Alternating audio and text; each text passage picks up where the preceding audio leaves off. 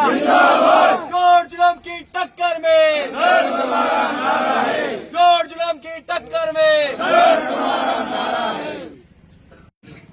देखिए, अभी हमारे क्षेत्र में पूर्ण रूप से फसलें नष्ट हो चुकी है, चाहे वो सोयाबीन हो, उड़द हो, धान हो, और इस सीजन की भी, बल्कि मैं कहूंगा जो किसान ने सरसों हो रही और धान हो रही, सब कुछ नष्ट हो चुका है, सब में पानी भरा हुआ है। बल्कि सोयाबीन तो एक ऐसी फसल है जो 2-2, 3-3 बार किसान ने ओढ़ दी पर वो उगी नहीं, तो किसान हताश है। बहुत सारे किसानों ने कर्जा लेके जमीन मुनाफे पे करी पर उसके उगा कुछ भी नहीं।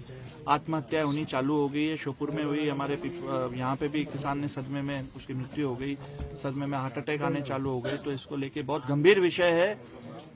मुआवजे को लेकर प्रमुख रूप से और बीमा क्लेम, ये प्रमुख रूप से हमारी मांग है। मुआवजा एक राहत प्रदान करने वाली एक सरकार की एक योजना होती है, पर वो राहत के लिए होती है।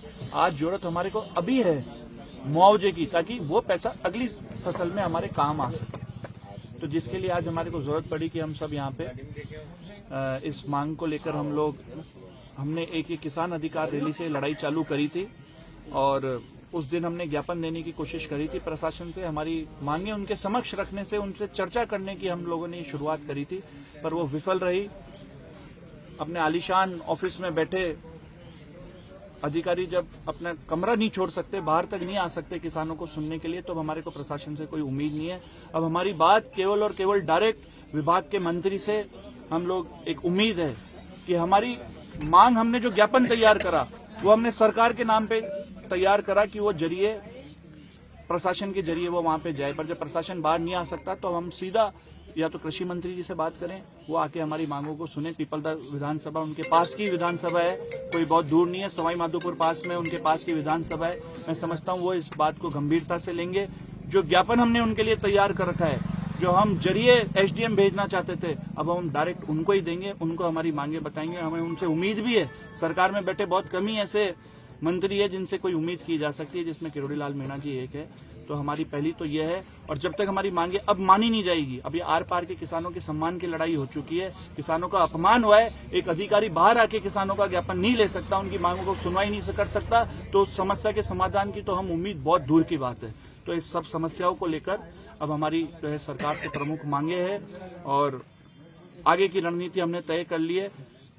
किसानों का अपमान हुआ है, सम्मान को ठेस पहुंची है। जब बात आए वसूलों पे तो बोलना बहुत जरूरी है, अगर जिंदा हो तो जिंदा दिखना बहुत जरूरी है। इस बात को लेकर हम लोगों ने अनिश्चितकालीन धरने की घोषणा करी है, और हमने अल्टीमेटम दिया था प्रशासन को कि 10 मिनट में आप बाहर आके हमारा ज्ञापन नहीं लेते हो तो हम धरना करेंगे।